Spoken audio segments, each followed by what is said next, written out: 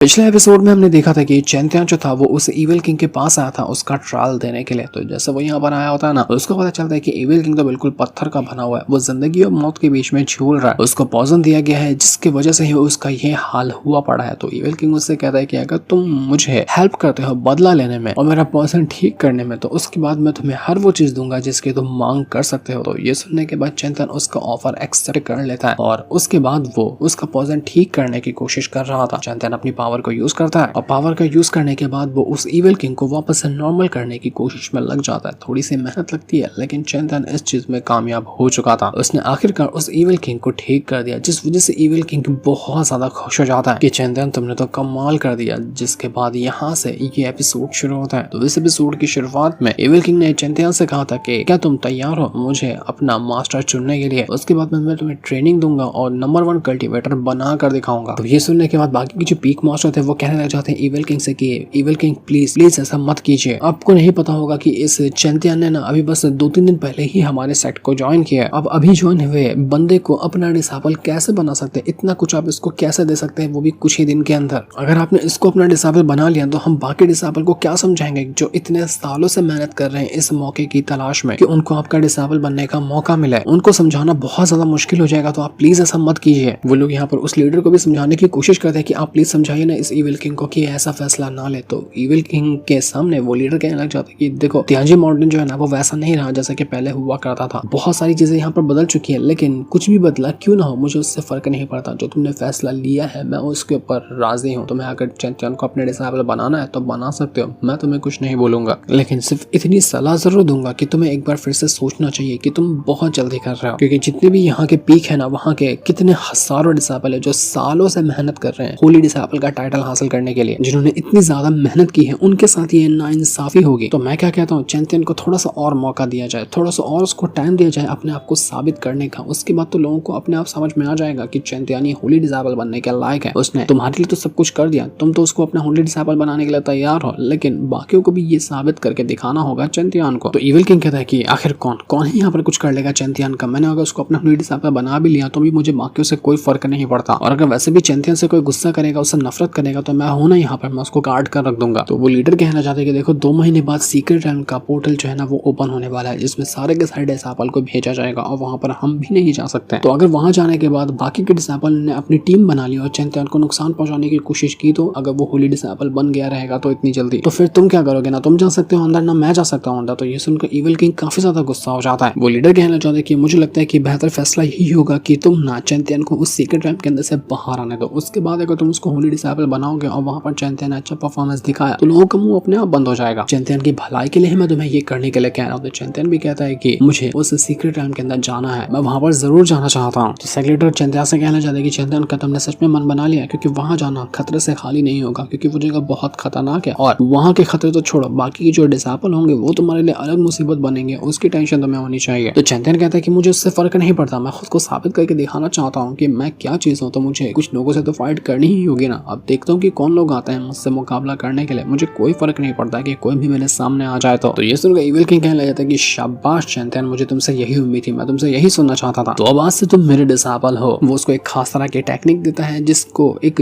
Z slip भी कह सकते हैं, और कहने लग जाता है वो कि मैंने अपनी जिंदगी के अंदर जितनी भी टेक्निक को सीखा है, स्वॉर्ड से रिलेटेड या फिर अटैक से रिलेटेड, सबका रिकॉर्ड मैंने बनाकर इस जेड स्लिप के अंदर डाल दिया। तो टाइम निकालकर इसको प्रैक्टिस करना और मेहनत करते हुए इसको कंप्लीट करने की कोशिश करना। अगर उस सीक्रेट रैम के अंदर जाने से पहले तुमने सारी की सारी टेक्निक को सीख लिया ना, तो तुम्हें एक कॉन्फिडेंस मिलेगा, तुम्हें हिम्मत मिलेगी कि तुम आराम से पूरा सीक्रेट रैम भी कवर कर लोगे और वहां पर कोई तुम्हारे पर अटैक करने आया तो तुम उसकी वार्ड भी लगा दोगे। तो वहां जाने से पहले मैं उम्मीद करता हूँ कि तुम पूरी की पूरी इसमें लिखी हुई टेक्निक को सीख जाओगे। तो चैंपियन भी उस इविल किंग से कहना चाहते कि मास्टर आपका बहुत बहुत शुक्रिया। उसने इविल किंग को अपना मास्टर तो चुन लिया था। इविल किंग उससे सेक्रेटर से कहना चाहता है कि सेक्रेटर देख रहे हो इस चैंपियन को, देख लेना ये चैंपियन ना इस पूरे के पूरे तियांजी माउंटेन में ऐसा नाम कमाएगा जैसा कि किसी ने कभी ना कमाया हो। मुझे लग रहा है ना कि इसका फ्यूचर इतना ब्राइट है कि आगे चलकर ये मुझे भी सरपास कर देगा। जितना मैंने अपना नाम कमाया था ना, मुझसे भी ज्यादा नाम ये कमाने वाला, मैं इसकी तुम्हें अभी लिख कर गारंटी देता हूँ। तो जब तक ये उस सीक्रेट रैम के अंदर नहीं जाता, तुम भी इसकी हेल्प करना ताकि ये और ज्यादा स्ट्रॉन्ग बन सके। हर तरह से इसको रिसोर्सेज की कमी नहीं होनी चाहिए, जो उसको चाहिए सब कुछ ला कर देना, मुझे बस यही चाहिए। तो सेक्रेटरी भी इस चीज को करने के लिए तैयार हो जाता है।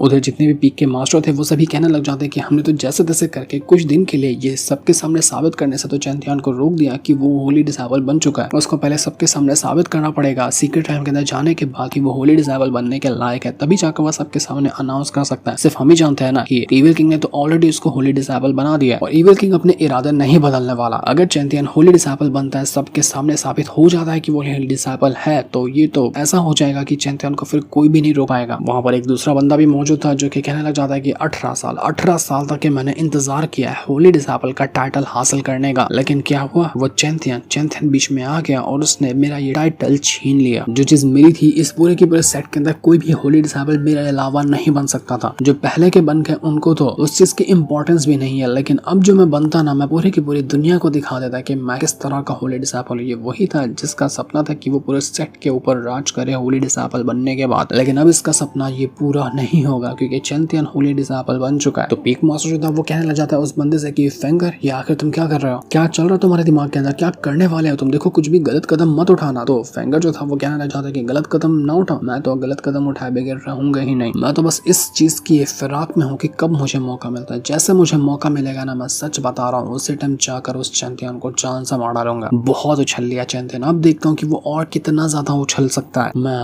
उसको काट कर रख दूंगा, देखता हूँ कि उसके अंदर आखिर कितनी पावर है। अब तो चैंपियन का नया दुश्मन बन गया, ये तो एक ही है, अब तो बहुत दुश्मन लाइन से आने वाले हैं चैंपियन को मारने के लिए। दूसरी तरफ हम चैंपियन को देखते हैं जिसको वो सेक्ट लीडर और इविल किंग जो था उसको एक पूल के पास लेकर आए थे, मतलब एक तालाब था जो कि स्पिरिचुअल पावर से भरा हुआ था और यहाँ पर आने के बाद लोगों को कल्टीवेशन करनी होती है। तो जो भी यहाँ पर बैठकर कल्टीवेशन करता है ना, उसकी पावर बढ़ती है, लेकिन यहाँ पर एक दिन तक के कोई कल्टीवेशन कर ले वो भी बहुत हो जाता है, मतलब अगर उससे ज्यादा करेगा तो उसकी पावर इतनी बढ़ जाएगी या फिर उसकी पावर उसके ऊपर बैकफायर कर जाएगी, किससे बंदे की जान भी जा सकती है। लेकिन चैंपियन ने क्या किया था, चैंपियन करीब 50 दिन तक के वो यहाँ पर बैठा हुआ था, वो 50 दिन तक यहाँ पूल के अंदर बैठे बैठे अपनी कल्टीवेशन कर रहा था। तो इविल किंग भी हैरान रह जाता है कि आखिर ये कर रहा क्या है, जहाँ लोगों की एक दिन में हालत खराब हो जाती है, लेकिन ये 50 दिन तक के ऐसे बैठा है कि मानो यहाँ पर कुछ हुआ ही ना हो और ये पूल कुछ कर ही नहीं पा रहा हो उसके सामने। इस तरह से वो आराम से बैठकर यहाँ कल्टीवेशन कर रहा है, समझ नहीं आ रहा कि आखिर ये बंदा है कि है क्या। वो सेक्रेटरी कहना चाहता है कि त्यान जी जो कि इससे पहले का होली डिसेबल था, उसने वर्ल्ड रिकॉर्ड बनाया था 15 दिन का, कि 15 दिन तक कि वो लगातार इस पूल के अंदर रह पाया था। उसका रिकॉर्ड तो चैंपियन ने ऐसा तोड़ा कि मानो कि वो रिकॉर्ड की कोई औकात ही ना हो उसके सामने। ऐसा लगता है कि इस चैंपियन के सामने किसी भी चीज की कोई लिमिट ही नहीं है, जिस चीज को वो करने जाए वो अनलिमिटेड कर देता है। आखिर कोई है क्या इसके बराबर की टक्कर लेने वाला इतनी कम उम्र में? मुझे तो बिल्कुल भी नहीं लगता इतनी कम उम्र में वो बड़े बड़े मास्टर और एल्डर वगैरह को टक्कर दे सकता है। डिसेबल को टक्कर देना तो छोड़े दो बात को, वो उसको अपना कुछ सामने मानता भी नहीं होगा। हमें तो लगता है कि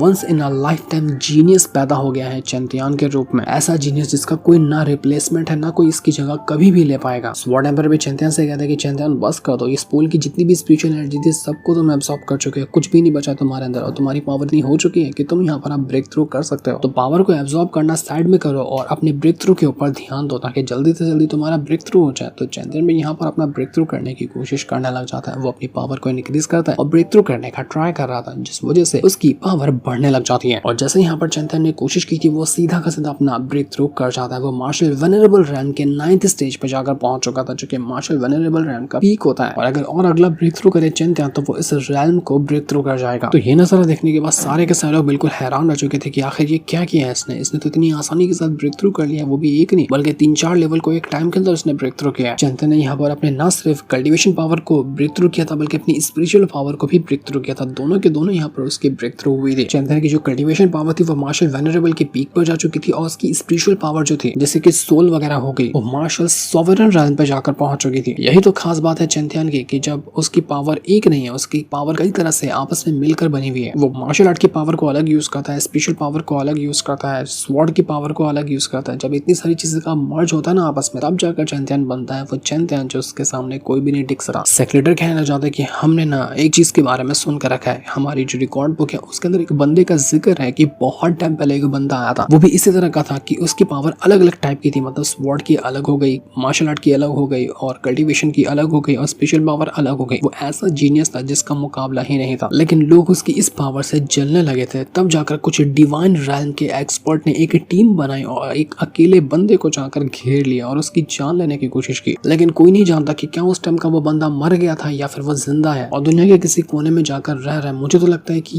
ये चैंपियन जो है ना अपना रूप बदल के यहाँ पर आया है और ये वही इंसान होगा जो कि हजारों साल पहले जिंदा था, क्योंकि इसकी पावर भी उस बंदे से जिसका रिकॉर्ड है वहाँ पर उससे मैच करती है, बिल्कुल वैसा ही है ये। अगर चैंपियन वो हुआ तो भी कोई बात नहीं, लेकिन अगर वो नहीं हुआ तो ये तो और ज्यादा हैरान कर देने वाली बात है कि उसी की तरह एक और जीनियस इस दुनिया में पैदा हुआ है, एक पियरलेस जीनियस जिसका मुकाबला करना नामुमकिन है किसी के लिए भी।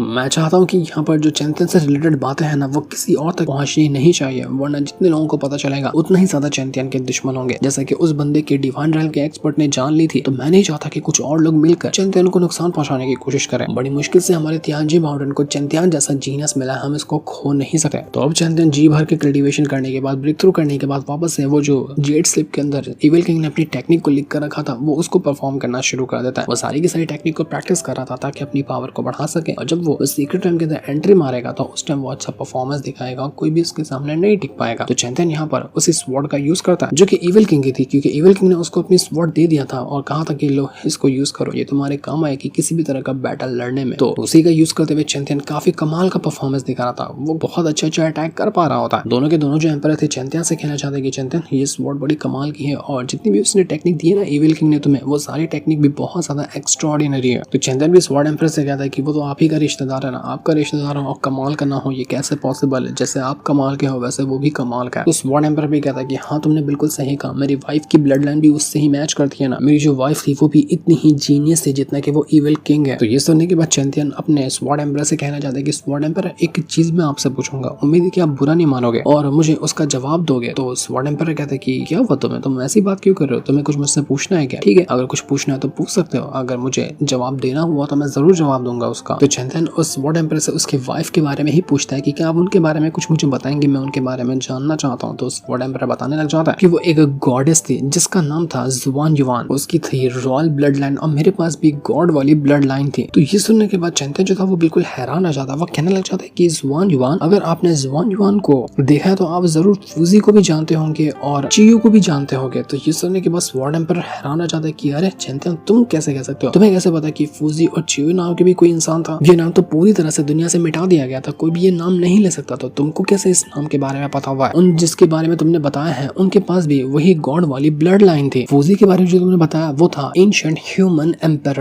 और चियो के बारे में जो तुमने बताया वो था डीमन लॉर्ड का एम्पायर। ये उसी टाइम के कल्टिवेटर थे जब मेरी वाइफ जिंदा थी, उस टाइम पे ये दोनों भी हुआ करते थे। लेकिन मुझे ये बताओ कि आखिर तुमको उनके नाम कैसे पता, तुम कैसे जानते हो उन लोगों को? तो चैंपियन कहते हैं कि मैंने हिस्ट्री काफी ज्यादा पढ़ी है, मैंने उनके बारे में काफी हद तक की जानकारी इकट्ठा की थी। मुझे तो अब तक सिर्फ यही लगता था कि उनकी जो रिकॉर्ड है ना वो सिर्फ किताबों के अंदर ही मौजूद है, मैंने कभी नहीं सोचा था कि ये लोग रियलिटी में एग्जिस्ट करते होंगे। लेकिन आपकी बातों से तो पता चलता है कि वो सच में एग्जिस्ट करते थे। स्वॉर्ड एम्पायर कहना चाहता है चैंपियन से कि चैंपियन मुझे ऐसा डाउट क्यों लगता है कभी कभी कि तुम ना किसी पुराने टाइम के बहुत ही कमाल के कल्टीवेटर की रीइंकार्नेशन हो, क्योंकि तुमने जैसा अभी नाम लिया है ना, ऐसा नाम तो पूरी दुनिया में किसी के पास भी ऐसा नाम नहीं था, नहीं जानता था कोई भी उन दोनों के बारे में। तो तुमको कैसे पता उनके बारे में? मुझे ऐसा लगता है ना कि पहले के टाइम का कोई कमाल का कल्टीवेटर रहा होगा, जब वो मर गया होगा ना तो उसकी पावर तुम्हारे अंदर आ गई होगी, और उसी की मेमोरी जब तुम्हारे अंदर क्लिक होती है ना तो तुम्हें पुरानी चीजें याद आने लगती है, जैसा कि अभी तुमने दोनों के नाम बताए। तो चैंपियन कहना चाहता है कि अगर इस तरह का रीइंकार्नेशन पॉसिबल है कि एक एम्पायर मर जाता है तो बाद में वो किसी और इंसान के अंदर रीइंकार्नेट हो सकता है, तो आप दोनों क्यों नहीं रीइंकार्नेट हुए, आप दोनों क्यों यहाँ पर मौजूद है? मुझे तो आपके बारे में जानना है। तो ये सुनने के बाद स्वॉर्ड एम्पायर कहना चाहता है कि ये बहुत बड़ा इतिहास है, मैंने और भी ऐसे कई सारे गॉड्स है जो कि रीइंकार्नेट नहीं कर पाए जब वो फॉर्मेशन जो ट्रिब्यूलेशन आया था उसके बाद। तो ये हिस्ट्री बहुत ज्यादा खतरनाक है, लेकिन वो क्या हिस्ट्री बताने वाला था चैंपियन को वो तो अभी हमें नहीं दिखाया जाता, जिससे इनको दिखाते। साथ ही ये वाला एपिसोड यहीं पर एंड हो जाता है। Thanks for watching.